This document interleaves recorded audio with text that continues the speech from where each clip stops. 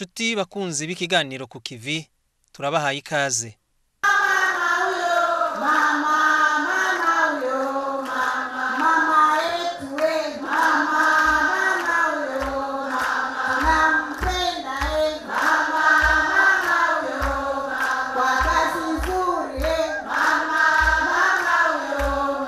Ikoraniro mpuzamakungu ry'abakenyezi b'indongozi igice ca kabiri ryarabaye ukuri kwamye kwigerekerezo rya 14 gushika 16 ukwezi kwa gitugutu umwaka w'2019. Ikivugo cari iki gikurikira: mukenyezi ubona aho uri kuraja, haguruka, itera intege, ugira ico ukoze mu gutsimbataza amahoro. Abakenyezi barafise uruhara runini mu gutsimbataza amahoro bahereye ku bana babo, ndetse nabo bubakanye barabafise ku bushobozi budasanzwe bwo guhindura ibintu. Aba bana bakaba mu mahoro, igihugu kikaronka amahoro, iterambere naryo rigakurikira. Ivyo nivyo vyasobanuwe neza mu ikoraniro mpuzamakungu ryahuje abakenyezi b'indongozi bo mu Burundi n'abashitsi benshi bavuye ku migabane yose y'igihugu. Iryo koraniro ryatangujwe n'umutambukanyi w'umukuru w'igihugu c'u Burundi nyene icubahiro Nkurunziza batazira buntu mwiyerekwa yagize mu mwaka w'2018. Kaze muri iki kiganiro mutegurirwa n'ibiro vy'umukuru w'igihugu bijejwe amakuru mukagishikirizwa na Jean-Claude Nshimirimana.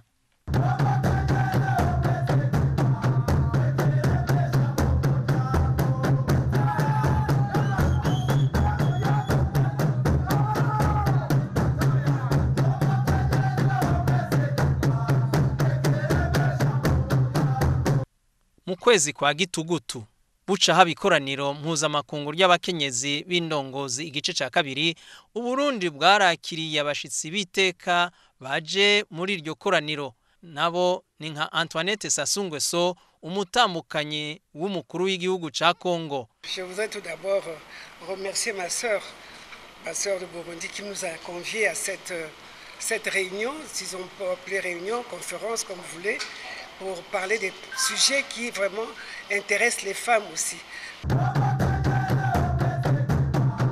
Tina Margarita Touadera, umutambukanyi w'umukuru w'igihugu ca Centrafrique,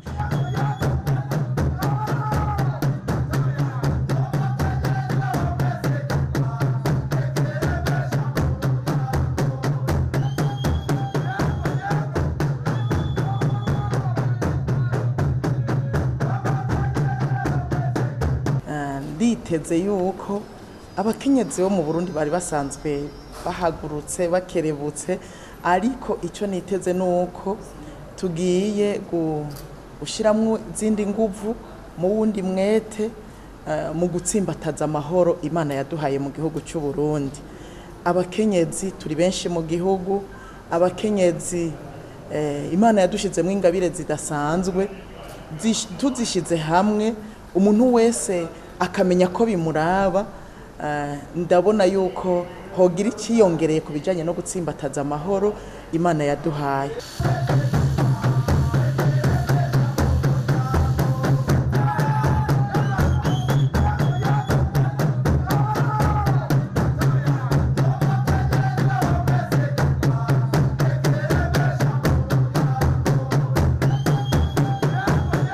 Salma Kikwete, umutambukanyi w'uwahoze arongoye igihugu ca Tanzania, Bintu Keita, icegera c'umunyamabanga mukuru w'ishirahamwe mpuzamakungu ajejwe Afrika, n'abandi baje baserukira abatambukanyi b'abakuru b'ibihugu batandukanye.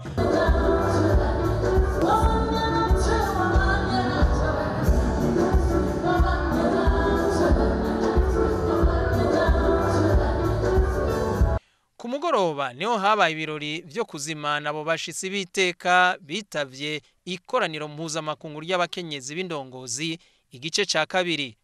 Umutambukanyi w'umukuru w'igihugu c'u Burundi nyene icubahiro Nkurunziza yarazimanye bagenzi we mu kanyamuneza ntangere nk'uko muvyibonera.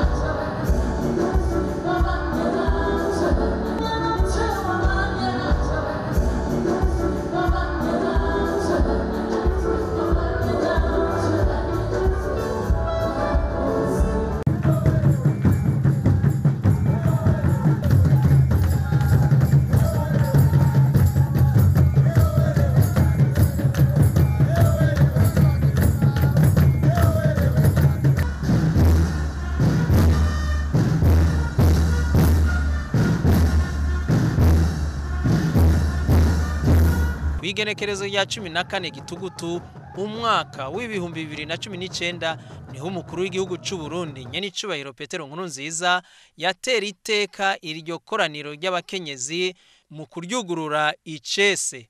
Mwijambo yashikirije yarerekanye yuko umukenyezi vy'ukuri ari kirumara mu muryango no mu gihugu. Permettez-moi de commencer par rendre grâce à Dieu Tout-Puissant, de qui émanent tous les faveurs et privilèges, y compris la tenue de cette deuxième édition de la conférence internationale des femmes leaders ici à Bujumbura, la capitale économique du Burundi. Que le nom de Dieu soit loué toujours et tous en lui. Ati mbanze nshimira Imana mushobora vyose yo yatumye haba iri koraniro mpuzamakungu ry'abakenyezi b'indongozi igice ca kabiri. Qu'il me soit permis ensuite, au nom du peuple burundais, de son gouvernement, à mon nom propre, de souhaiter la bienvenue et un agréable séjour à nos illustres hôtes. Soyez les bienvenus au Burundi, sentez-vous comme chez vous. You are welcome, karibuni sana Burundi. Yongera ati kw'izina rya leta ndongoye ndahaye ikaze abashitsi batugendeye namwebwe mwese mwitavye iri huriro. La promotion du genre dans notre pays a toujours été une question fondamentale, cruciale et continue d'être une préoccupation nationale. Il est certain que le chemin qui lui reste à parcourir est encore long, mais je suis très fier du pas déjà franchi. Ati leta y'u Burundi iritwararitse cyane guteza imbere izina mukenyezi naho impinga ikiri ndende ariko nukwamizako. Mes chères sœurs ici présentes, je ne saurais terminer mon propos sans vous rassurer que vous êtes dans de très bonnes mains. Yarangije atera amashurwe umutamukanyi wiwe ni mumwumvirize. Je fais allusion ici à la première dame du Burundi, Son Excellence Denise Nkurunziza.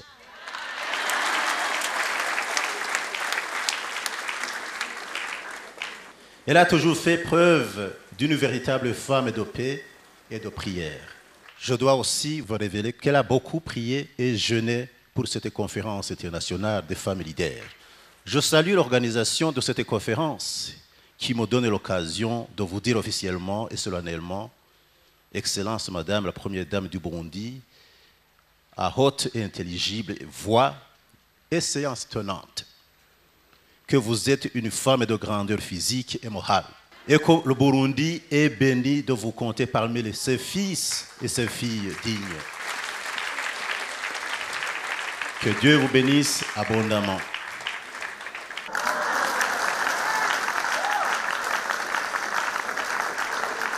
Ati sinorangiza ntababwiye bashitsi mwese mukoraniye ngaha yuko muri mu biganza vyiza vy'umutamukanyi wanje. Yamye ari umukenyezi mwiza aranira amahoro akongera akaba umukozi w'Imana asengera igihugu n'abakibamwo. Ati ndabivuze ku mugaragaro izuba ryaka nyenicubahiro umutamukanyi wanje ari umukenyezi w'akarorero. Uburundi burahiriwe bwo bwamwibarutse kandi bumuzeye ko vyinshi. Imana imumpezagirire.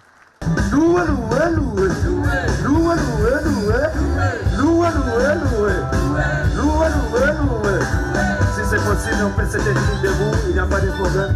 Voilà, chaque fois que vous avez un tu peux se lever si tu as la joie dans toi. Amen, amen, amen. Amen, amen, amen, amen, amen, amen, amen, amen. Imbere yuko nduga kuri iki kivugo nagomba nze gusigura uyu mwambaro twambaye. Uyu mwambaro twambaye ndasigura modere ko muri harabo yahahamuye ngo ni mariniere, ariko nagenda babwire ko ari umwambaro wo kwidegembya. Mu mahoro turidegembya,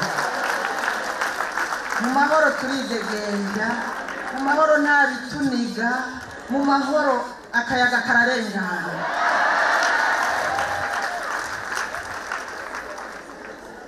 hanyuma nagomba murabe ibicapo biriko navyo nyene ndabisigure. Hariko ubwoko bw'abakenyezi batatu. Hariho umukenyezi afise agashakoshi mu ntoke, uwo ni ikigereranyo c'umukenyezi yize, umukenyezi yateye imbere, umukenyezi w'indongozi yashoboye gutera imbere akaja mu ishure, ikigereranyo ciwe. Hanyuma hariho umukenyezi afise isuka, nukuvuga ngo umukenyezi w'umwirimizi. Hakaba n'umukenyezi afise inkono ku mutwe, muri rwa rwego rw'abakenyezi babumba inkono, abo twokwita abatwa. Aha nashatse kugereranya yuko umukenyezi wese uwize, uwutize, umwirimizi, ubwoko bwose, inzego zose, bose murabona ko bafise inuma mu ntoke, amahoro arabaraba. Hanyuma murabona iyo bariko barava, sinzi ko mubona inzira iyiva. Inzira iva ahantu mu mwiza, hanyuma igashikira ahantu mu muco. Uyu muco ntibawugize wose, ariko ni mu muco. Sinzi ko mubibona, mwabibonye? Ni ukuvuga ngo mu mahoro, iyo turondera amahoro tuva mu mwiza tuja mu muco. Hanyuma amahoro iyo ahari tuba turiko tugendera mu muco kandi tubandanya tuja mu muco. Umukenyezi abona iyo ariko araja, femme de destinée, woman of destiny, n'umuntu afise amerekezo, n'umuntu atagenda nk'imburabwenge, ariko agenda nk'imburabwenge, kuko imburabwenge irashobora kugenda ikazimagira ikitabona iyija. Ariko uyu mukenyezi abona iyo ariko araja ni umuntu w'umunyabwenge, afise amerekezo, afise icyo abona imbere yiwe, akaba ari cyo ahanga amaso, akagenda atumbereye. Muri uno mwaka rero tuvuga ku mahoro. Uyu mukenyezi abona iyo ariko araja ni umukenyezi afise inyota muri we y'amahoro, imbere yifuza amahoro. Kandi uyu navuze ngo niwe mukenyezi atera aja mu muco, agendera ahabona. Tuvuze ngo haguruka, mu yandi majambo, uwicaye akorana ubunebwe, uwicaye akora bike, ariko uhagaze arashobora kugira uku, arashobora kugira uku, arashobora gutereza ukuboko kure. Uwicaye ashobora akora bike, uwicaye abona ibiri hafi gusa, ariko uhagurutse abona ibiri kure. Witera intege, wikomeze, ushikame, ushira amanga. Kubera iki? Ibishobora kukuzibira ni byinshi, ibishobora kukugwanya ni byinshi. Icyambere gishobora kukugwanya ni wewe nyene. Wewe nyene urashobora kwigwanya mu kwibwira ngo sinshoboye, iki kibanza sigwanje, ibi bintu sinobishobora, ibi bintu ni iby'abandi, mbere sinize. Urashobora kuzibirwa n'umuryango wavukiyemwo. Nasanze ibiri muri twebwe, amajwi ari muri twebwe arakunda kuzibira umukenyezi gukora, arakunda kuzibira umukenyezi ngo ntatere imbere, ngo ntabandanye. Ni byinshi bishobora kuzibira. Mbere n'igitsina, kumbura igitsina gore ukavuga ibi bintu ni iby'abagabo, ibi bintu jewe sinobishobora, ibi bintu ni iby'abagabo, jewe sinobishobora. Usenge n'Imana igushoboze, usenge n'Imana, kuko n'ubundi naho uzokwitera intege ibizokugora ntibizobura, bya bindi biza biguca intege ntibizobura. Ariko niwasenga Imana uzokumva uremye, ibyo biguca intege bizoba bito, uzobona Imana igushoboza ko ari nini gusumba bariko baraguca intege. Hanyuma ubandanye, dukore dusenga, dusenge dukora. Ayo mahoro turimo tutayapfumbatiye, Imana yobitubaza. Ibyo kuyapfumbatira rero jewe nawe biraturaba, abize abatize ubwoko bwose twese biraturaba kuko amahoro nayo twese. Amahoro kuri twese, amahoro amahoro n'isi yose, amahoro kuri twese, amahoro amahoro n'isi yose, amahoro kuri twese, amahoro amahoro n'isi yose, amahoro kuri twese, amahoro amahoro n'isi yose. Ku munsi ugira kabiri ibikorwa byabaye ku mirwi itatu. Umurwi wa mbere wariko wiga uruhara rw'umukenyezi mu gusimbataza amahoro. Umurwi wa kabiri nawo waravye uruhara rw'ugwaruka mu gusimbataza amahoro. Umurwi wa gatatu wize uruhara rw'abakenyezi b'abarongozi bafise mu gusimbataza amahoro.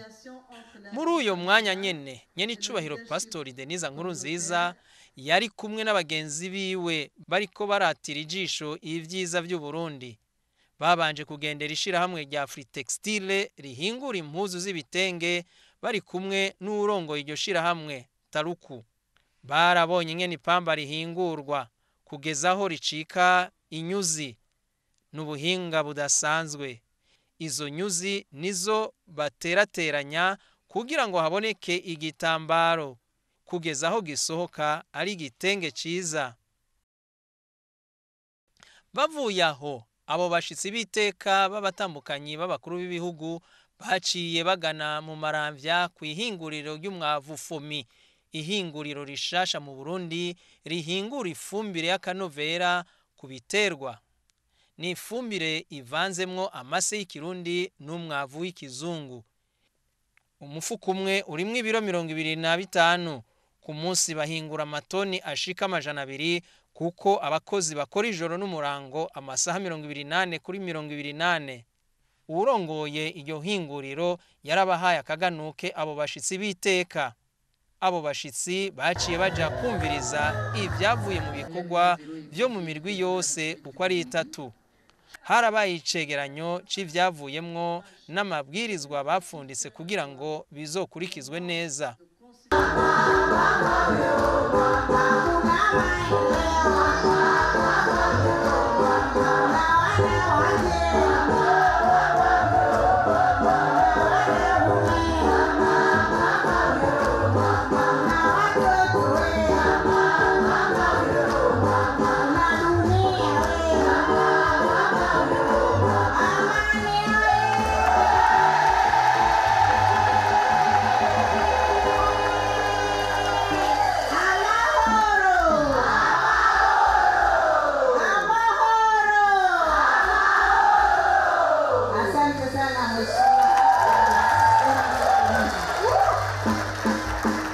Musi ugira gatatu niho habaye ibirori byo gusozera iryo koraniro mpuzamakungu ry'abakenyezi b'indongozi igice ca kabiri.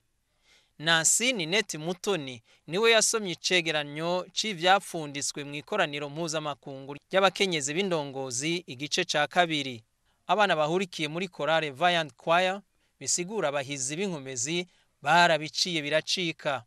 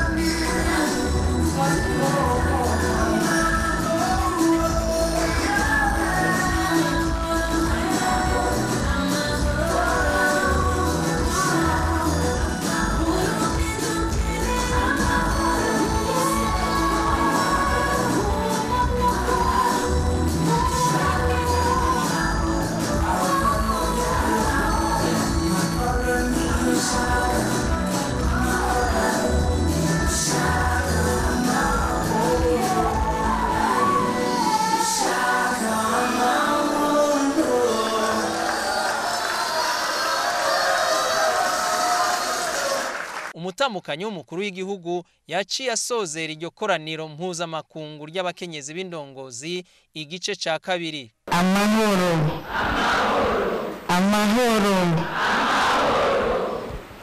je ne me lasserai jamais de rendre grâce au Seigneur pour son amour et sa protection. Lui qui nous a permis de vivre ensemble de merveilleux moments au cours de cette deuxième édition de la conférence internationale des femmes leaders. Je suis profondément touchée par la présence d'aussi radieuses femmes de grande destinée. Votre participation est un message d'espoir, d'unité, de force et de détermination. Grâce à vos contributions et interventions, les objectifs de cette conférence ont été atteints.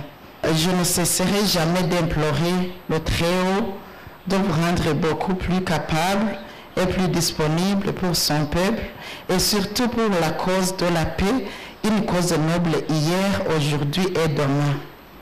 Excellences, distingués invités, mesdames, messieurs, l'organisation de cette conférence est née d'une belle et noble vision, celle de réunir les femmes leaders au sein des forums de leadership pour qu'elles puissent apprendre les unes des autres, partager leurs expériences et, plus important encore, s'encourager mutuellement sur la façon de rester influente dans le processus de l'édification d'un monde meilleur, tout en servant de modèle d'un bon leadership dans différents domaines de la vie.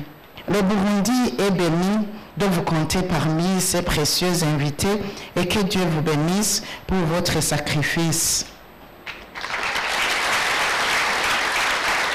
Et je vous exhorte de ne pas croiser les bras, mais plutôt agir avec vigueur, vivacité et détermination, car l'affaire de la consolidation de la paix nous concerne tous, sans exception.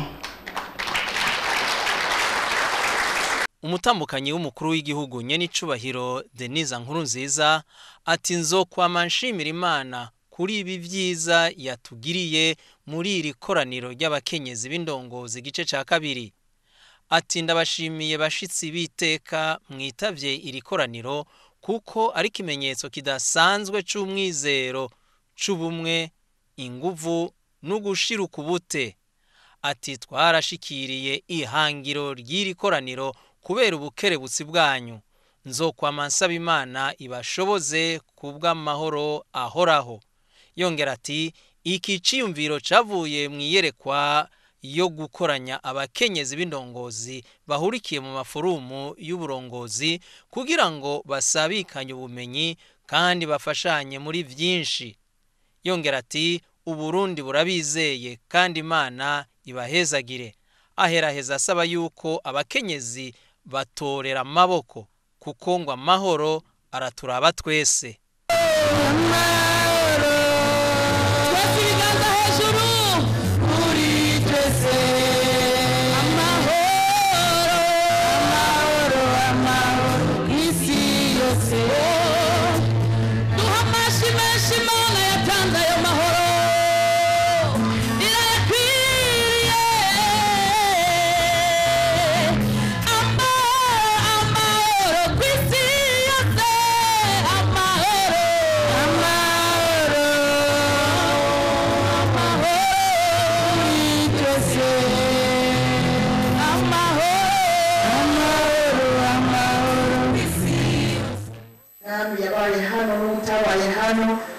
Mwumvise ku matwi n'uwabibonye ku mafoto ngo aya mahoro twariko turavuga ngaha yuzuye mu mitima y'abantu bose kandi mw'isi yose.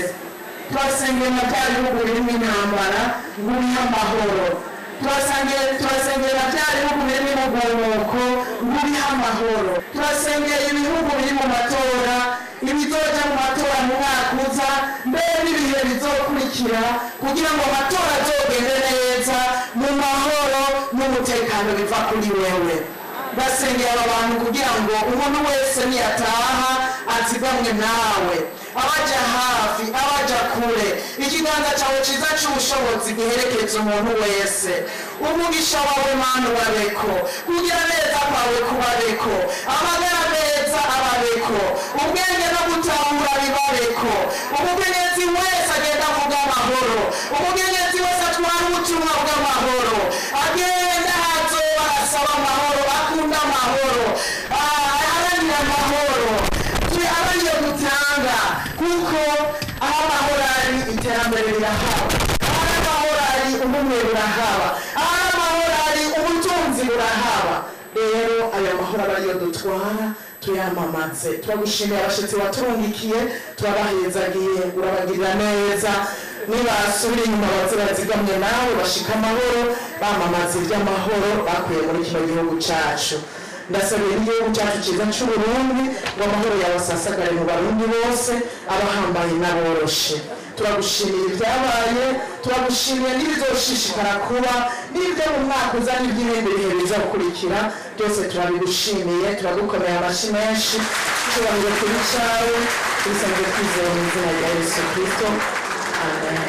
Ikiganiro tumazemo iminsi guhera ku munsi wa kane ni ikiganiro kiryoshe cyane jewe ku bwanjye naranezerewe cyane kubona nitavye bino bikorwa muti kubera iki abakenyezi bose bavuye mwabibonye bavuye mu mihingo yose y'isi bari ngaha turi hamwe turiko turaganira ku vyerekeye gutsimbataza amahoro uruhara rw'umukenyezi ni ibintu byiza cyane kubona twese twakoraniye hamwe nobanza ahubwo gushimira cyane nyene icyubahiro umutambukanyi w'umukuru w'igihugu cacu c'u Burundi yiyumviriye gutegura bino biganiro ndamushimiye cyane n'ibintu biryoshe cyane turi hamwe twese rero nk'abakenyezi b'imboneza tuganire turabire hamwe uruhara rw'umukenyezi mu gutsimbataza amahoro kuko biraturaba. Haciye haba ibirori byo gusezerana neza mu kanyamuneza ntangere. Ico dupfana bisuma ico dupfa ibidutandukanya n'ibicika ibidutanya abarundi bumbatira amahoro ntidusamare baduce mu ryamye ico dupfana bisuma ico dupfa ibidutandukanya n'ibicika ibidutanya abarundi ico dupfana bisuma ico dupfa ibidutandukanya n'ibicika ibidutanya abarundi bumbatira amahoro ntidusamare baduce mu ryamye ico. Nino ngaha dusozereye ko iki kiganiro mwashikirijwe na Jean Claude Shimirimana. Imana ibandanye iziga mu Burundi naho kundwiza.